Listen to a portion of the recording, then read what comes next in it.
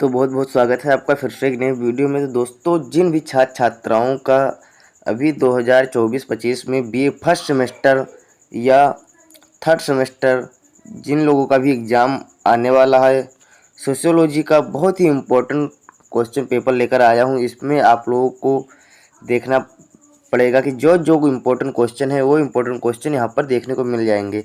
यानी कि ये मॉडल पेपर है। इसी के तरीके से थर्ड सेमेस्टर में सोशियोलॉजी का क्वेश्चन पेपर पूछा जाता है। तो किस प्रकार से क्वेश्चन पेपर पूछा जाता है, चलिए आप लोगों को इसके माध्यम से आप लोगों को पूरा फुल डिटेल इसका बताएंगे। आप लोगों को यहाँ पर देखना रहेगा कि आप लोग क्या क्या पढ़ना है यहाँ पर। तो social change and social movement in India, यानी कि सामाजिक परिवर्तन और समाज के परिवर्तन और उसके बदलाव, यहाँ पर आप लोग को देखना पड़ेगा। तो यहाँ पर ये पेपर फर्स्ट है। यहाँ पर आप लोगों को 2 घंटे दिए जाएंगे। मैक्सिमम मार्क्स 75 यानी कि 75 नंबर मिलेंगे। यहाँ पर आप लोगों को लघु उत्तरीय, अति लघु उत्तरीय और दीर्घ उत्तरीय इस प्रकार से क्वेश्चन मिलने वाले हैं। यहाँ पर आप लोगों को कोई बहुविकल्पीय का क्वेश्चन पेपर देखने को नहीं मिलेगा। हाँ, क्वेश्चन मिलेगा बहुविकल्पीय का, लेकिन सेकंड सेमेस्टर में, फोर्थ सेमेस्टर में या फिर सिक्स सेमेस्टर में यहाँ पर आप लोगों को बहुविकल्पीय क्वेश्चन पेपर देखने को मिलता है। तो सबसे पहले बात करते हैं आप लोगों को, यदि social change and social movement in India का आप लोगों ने सिलेबस नहीं देखा है तो सिलेबस देख लीजिए। ऑलरेडी मैंने अपलोड कर रखा है अपने इस चैनल पर, वहाँ से आप लोग इसका अच्छे से तैयारी कर सकते हैं। ऑलरेडी बहुत सारी वीडियो उपलब्ध हैं, उनसे भी आप तैयारी कर सकते हैं। जो जो मैं इसमें क्वेश्चन बताने वाला हूँ ऑलरेडी पर इस क्वेश्चन पर मैंने इम्पोर्टेंट टॉपिक बना कर रखा है। तो बिना देरी किए हम लोग देखते हैं कि कौन कौन से क्वेश्चन हैं जो बहुत ही ज़्यादा महत्वपूर्ण है। सबसे पहले यहाँ पर देख लेते हैं कि यह प्रश्न पत्र 3 खंड हो, आ, बा एवं सा में विभाजित है। प्रत्येक खंड में दिए गए निर्देशों का पालन कीजिए। खंड आ, बा एवं सा क्रमशः 9, 36 एवं 30 अंकों के हैं। अभ्यर्थी प्रश्नों के उत्तर क्रमानुसार लिखें। यदि किसी प्रश्न का कई भाग हो तो उनके उत्तर एक ही तारतम्य में लिखे जाएंगे। लेकिन आप लोगों को पता होना चाहिए कि जो अक्सर बताया जाता है कि जिनके क्वेश्चन के आंसर आप लोगों को आते हैं वो क्वेश्चन आप लोग पहले कीजिए, क्योंकि वो क्वेश्चन करने के बाद आप लोग जो क्वेश्चन नहीं आते हैं उनको आराम से सोच समझ कर लिख सकते हैं। लेकिन इसमें दिया गया है कि आप लोग तारतम्य में लिखें। फिर आप लोग को दिखाई देगा सबसे पहले खंड आ, यानी कि अति लघु उत्तरीय प्रश्न। अति लघु उत्तरीय प्रश्न में भी यहाँ पर 3-4 क्वेश्चन दिए जाएंगे। देख लीजिए, इस खंड में केवल एक प्रश्न है जिसके 5 उप प्रश्न हैं। प्रत्येक उप प्रश्न 3 अंकों का है। इस खंड से 3 उप प्रश्नों के उत्तर दीजिए। प्रत्येक उप प्रश्न की शब्द सीमा 50 शब्द है। यानी कि यहाँ पर 3 प्रश्न के उत्तर देना है, 5 प्रश्न है और प्रत्येक प्रश्न का उत्तर 50 शब्दों में देना है। एक प्रश्न 3 नंबर का है। जैसे कि सांस्कृतिक विलंबना, तो यहाँ पर सांस्कृतिक विलंबना का आप लोगों को यहाँ पर इसके बारे में थ्योरी लिखना है। ज़्यादा नहीं, बस आप लोग एक आध पेज लिख सकते हैं। यदि आप लोग ज़्यादा नज़दीक लिखते हैं तो आधे पेज में लिख सकते हैं। यदि आप थोड़ा दूरी बनाकर लिखते हैं तो फिर एक पेज आप लोगों का पूरा हो जाएगा। सांस्कृतिक विलंबना यानी कि कल्चरल लैग। फिर आप लोगों को क्या है, इवोल्यूशन यानी कि उद्विकास। यहाँ पर उद्विकास यदि आप लोगों ने फर्स्ट सेमेस्टर में बहुत अच्छे से पढ़ा होगा तो फर्स्ट सेमेस्टर में सामाजिक परिवर्तन समाज का उद्भव एवं विकास आप लोगों ने शायद पढ़ा होगा 3 चरण में 4 चरण में जो हुआ था। तो वो इस प्रकार से यहाँ पर उसी उद्विकास का यहाँ पर जिक्र किया गया है कि उद्विकास क्या होता है। जैसे आगे बढ़ते रहने प्रक्रिया, जैसे अभी पहले कुछ नहीं था, फिर औद्योगिकरण इतना तेज़ी से हुआ, अभी स्मार्टफोन का ज़माना आ गया, स्मार्ट वॉच भी आ गए, तो इस प्रकार से इसे उद्विकास कहते हैं। फिर पश्चिम का विषैलाकरण यानी कि वेस्टोक्सिकेशन, तो इससे भी आप लोगों को अच्छे तरीके से लिख देना है। ऑलरेडी इस पर मैंने वीडियो बना दिया है, ये सब आप लोग देख लेना, ये देख लेना। ये बहुत ही ज़्यादा पूछा जाता है और उद्विकास तो हर हाल में, कभी कभी इसका तो बहुत ही दीर्घ उत्तरीय क्वेश्चन भी आ जाता है। तो आई होप आप लोग अच्छे से तैयार कर लेंगे। फिर क्या है, तेभागा आंदोलन। तेभागा आंदोलन दोस्तों अभी तो हम लोगों में नहीं पूछा गया था, लेकिन पता नहीं पूछ सकता है तेभागा आंदोलन क्या है। फिर क्या है, दलित पैंथर्स, यानी कि दलित पैंथर्स आप लोगों को पता ही होगा। तो इनके बारे में आप लोगों को यहाँ पर जिक्र करना है 50 शब्दों में, ज़्यादा नहीं, बस 50 शब्द बहुत ज़्यादा हो जाएंगे। फिर क्या है, सेक्शन बी। सेक्शन बी खंड बा में आप लोगों को क्या देखना पड़ेगा, शॉर्ट आंसर टाइप क्वेश्चन यानी कि लघु उत्तरीय प्रश्न। लघु उत्तरीय प्रश्न देखते हैं किस प्रकार से इसमें क्या पूछा जाएगा। तो इस खंड में केवल एक प्रश्न है जिसके 7 उप प्रश्न हैं, यानी कि इसमें 7 प्रश्न हैं जिसमें से प्रत्येक प्रश्न के कितने 9 अंक हैं। खंड से किन्हीं 4 उप प्रश्नों के उत्तर दीजिए। आपको केवल 4 प्रश्नों के उत्तर देना है। प्रत्येक उप प्रश्न की शब्द सीमा कितना 225, यानी कि आप लोगों को 2 पेज अच्छे से आप लिख सकते हैं। 2 पेज, 2.5 पेज, 3 पेज में आप लोगों का आंसर बहुत अच्छे तरीके से हो जाएगा। अब इसमें देख लीजिए, बहुत ही अच्छा क्वेश्चन आया है कि चिपको आंदोलन पर एक टिप्पणी लिखिए। चिपको आंदोलन जैसे कि ऑलरेडी 1972 में स्टार्ट हुआ था, यहाँ पर आप लोगों को दिख रहा होगा। तो ये बहुत ही अच्छा क्वेश्चन है और बहुत ही ज़्यादा पूछा जाता है। राष्ट्रीय महिला आयोग के कार्य क्या हैं? ये बहुत अच्छा क्वेश्चन है। What are the function of national women commission? तो राष्ट्रीय महिला आयोग के कार्य क्या है? इसका गठन 1990 में हुआ। अध्यक्ष, ये सब आप लोगों को पढ़ना रहेगा।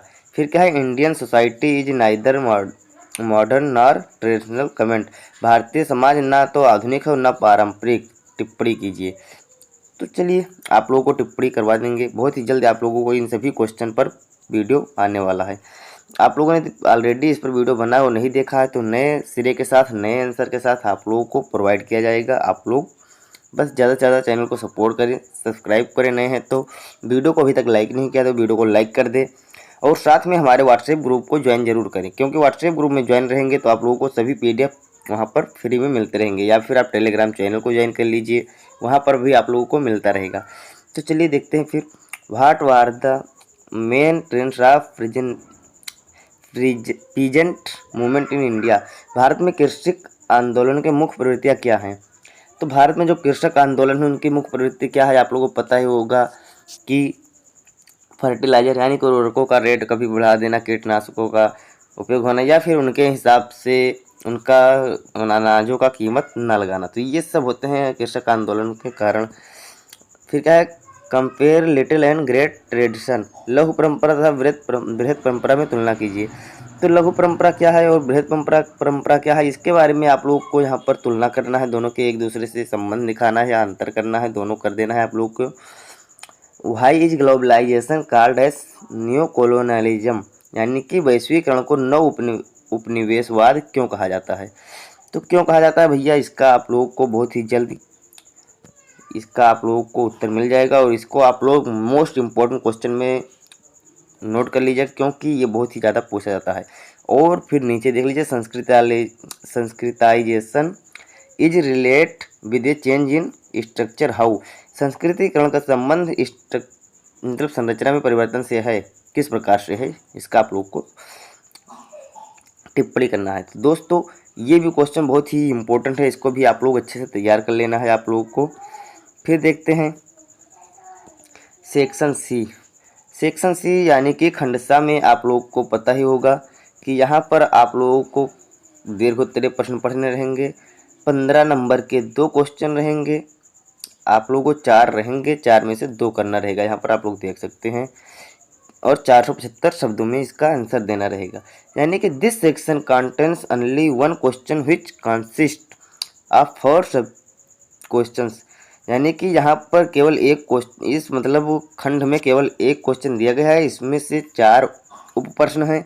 यहाँ पर आप लोगों को प्रत्येक प्रश्न के 15 नंबर मिलेंगे। अटेम्प्ट एनी 2 सब क्वेश्चन फ्रॉम दिस सेक्शन। इस खंड से आप लोगों को केवल 2 क्वेश्चन करने हैं। आंसर ईच सब क्वेश्चन इन अबाउट 475 वर्ड्स। यानी कि यहाँ पर आप लोगों को 475 शब्दों में प्रत्येक प्रश्न का उत्तर देना है। प्रत्येक प्रश्न 15 नंबर का, 2 प्रश्न 30 नंबर का यहाँ पर आप लोगों को हो जाएगा यदि अच्छे तरीके से आप लोग इसे करते हैं तो। देख लीजिए, बहुत ही प्यारा क्वेश्चन है आप लोगों के बीच कि critically examining Sorokin theory of social change. Sorokin के सामाजिक परिवर्तन के सिद्धांत का समालोचनात्मक परीक्षण कीजिए। तो सोरोकिन का जो सामाजिक परिवर्तन है इसके बारे में आप लोगों को क्या राय है, किस प्रकार से आप लोग उनके समान मतलब उनके सम यानी कि उनके शब्दों में, या फिर बहुत लोग आलोचना करते हैं लेकिन समालोचना करना है इनका, तो उसका परीक्षण करना है आप लोगों को। फिर देखते हैं दोस्तों, what do you understand by modernisation? Discuss the factors encouraging modernisation in India. यानी कि आधुनिकीकरण से आप क्या समझते हैं? भारत में आधुनिकीकरण को प्रोत्साहन देने वाले कारकों की विवेचना कीजिए।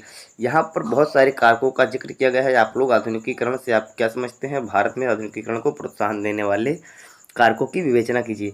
तो आप लोगों को ये इम्पोर्टेंट क्वेश्चन में एकदम मोस्ट इम्पोर्टेंट मतलब बेहद ज़रूरी है ये क्वेश्चन, क्योंकि इससे लघु उत्तरीय, अति लघु उत्तरीय और दीर्घ उत्तरीय सभी बनता रहता है। क्योंकि कभी कभी केवल आधुनिकीकरण आ जाता है अति लघु उत्तरीय में, जैसे कि आप लोगों ने भी ऊपर देखा। तो इसी प्रकार से ये बहुत इम्पोर्टेंट क्वेश्चन है, इसको आप लोगों को अच्छे से तैयार कर लेना है। फिर देखते हैं नेक्स्ट क्वेश्चन क्या है। नेक्स्ट क्वेश्चन है संरचनात्मक तनाव का सिद्धांत किस प्रकार सामाजिक आंदोलन के प्रादुर्भाव की व्याख्या करता है। यानी कि संरचनात्मक तनाव का सिद्धांत है जो ये किस प्रकार से आंदोलन के प्रादुर्भाव की व्याख्या करता है। तो ये आप लोगों को बहुत अच्छे तरीके से लिख देना है। और फिर क्या है पर्यावरणीय आंदोलन, जो मोस्ट इम्पोर्टेंट क्वेश्चन है, ये भी बहुत अच्छा क्वेश्चन है और ये बहुत ज़्यादा पूछा भी जाता है। तो पर्यावरणीय आंदोलन की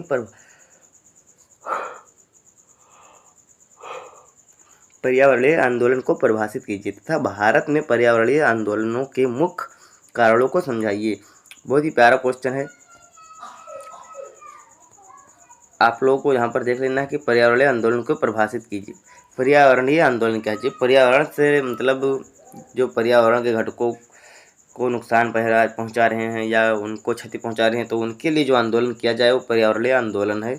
और भारत में पर्यावरणीय आंदोलन के कुछ कारण समझाइए, जैसे कि वायु प्रदूषण हो गया, ध्वनि प्रदूषण, जल प्रदूषण, यानी कि बहुत सारे ऐसे कारण हैं जिनके कारण पर्यावरण आंदोलन किया जाता है।